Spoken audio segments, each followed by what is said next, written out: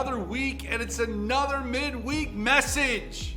I know that many of you wrestle with what I'm about to talk about. Matter of fact, I do too. And it's something that this topic is so messy in our culture. In the United States, the topic that I'm about to talk about is probably one of the hottest button topics that's out there, but yet we don't talk about it. We know it's out there, but we don't like talking about it. Matter of fact, it's something that we don't even like to look at in ourselves, let alone others. And those that have mastered this issue, they usually are cut above the rest.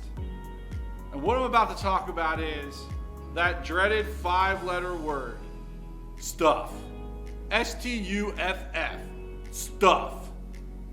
I'm going to start right off the bat and just hear this verse. It comes out of Hebrews chapter 13. It's verse number 5. Keep your life free from love of money and be content with what you have. For he has said, I will never leave you nor forsake you. Stuff is the thing that always gets us. I don't care who you are. I don't care where you're from.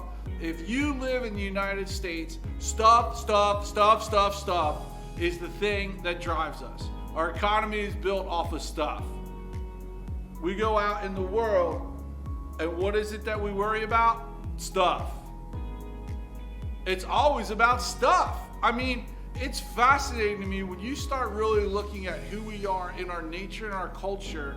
There's this piece, and now when I say nature, I'm talking humans in general. Humans always want what they don't have. It started back in the Garden of Eden. Matter of fact, Drew Holcomb sings about this song.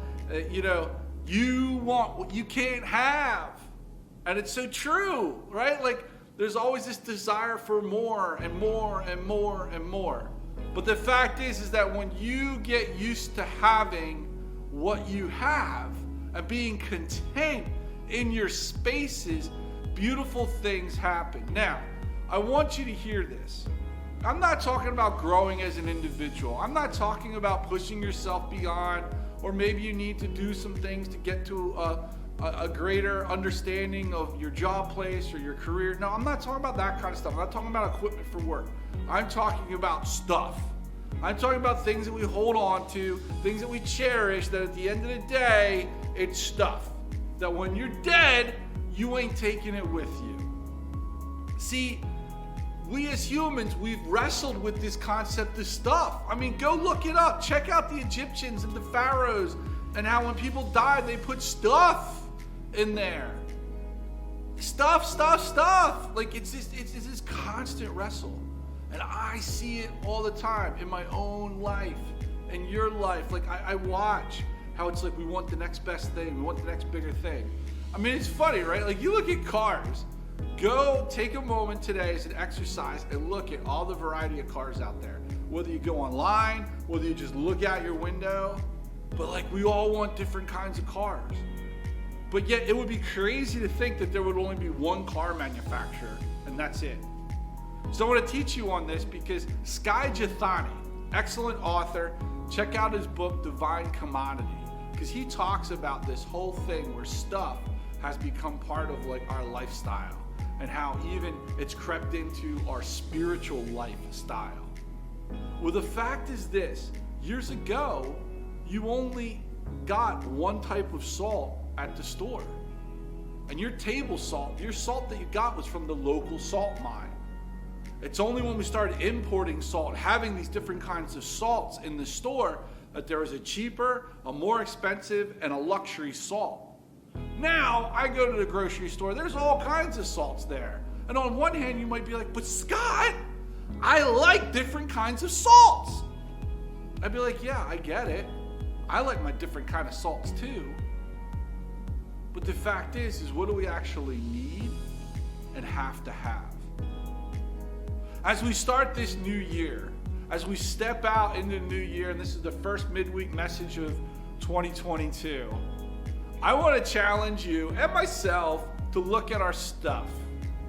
What if we spent less money on stuff and more money on experiences, relationships, and engaging people? We know for a fact that our economy thrives when we buy stuff. but our culture and our humans thrive when they engage in relationships. I challenge you this year not to go buy something new and different and exciting, but maybe try on a new friendship or try on a deeper relationship with someone. Here's the deal, folks. At the end of the day, your stuff is your stuff. I can't do anything with your stuff, and your stuff is what you gotta deal with. You know what stuff you have, you know what stuff needs to be cleaned out, you know your stuffy life. But is your stuff doing things that's gonna edify you, build you up, and increase your space? Is your stuff making you better, or is it bringing you down? Are you like a dragon that hoards on its treasure?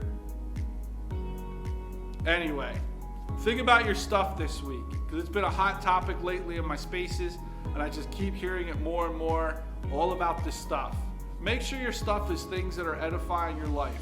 Make sure it's bringing glory to the Lord. Make sure you're doing things that increase your space, that make you awesome. If you got stuff that's bringing you down, get rid of it. If you got stuff that's holding you back, get rid of it. Oh, and by the way, if you really want to get your mind blown, stuff, you can even take it into the mental side of your life.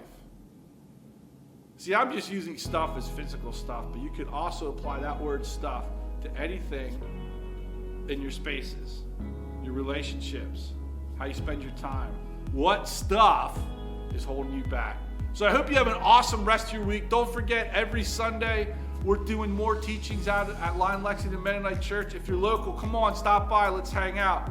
Also, if you're doing life and you just want some more interaction with people, I'm always up for grabbing a bite to eat or coffee or getting on a video call. So if you're not local, I'm willing to talk to you too. We think it's so awesome that you tuned in, and don't forget to share and like these things, because when you share and like stuff, it gets the word out on all the awesome things that's going on. And I know that this has helped you, so maybe it can help somebody else. Have an awesome rest of your week, and I hope you can see the Lord working in your spaces. God bless.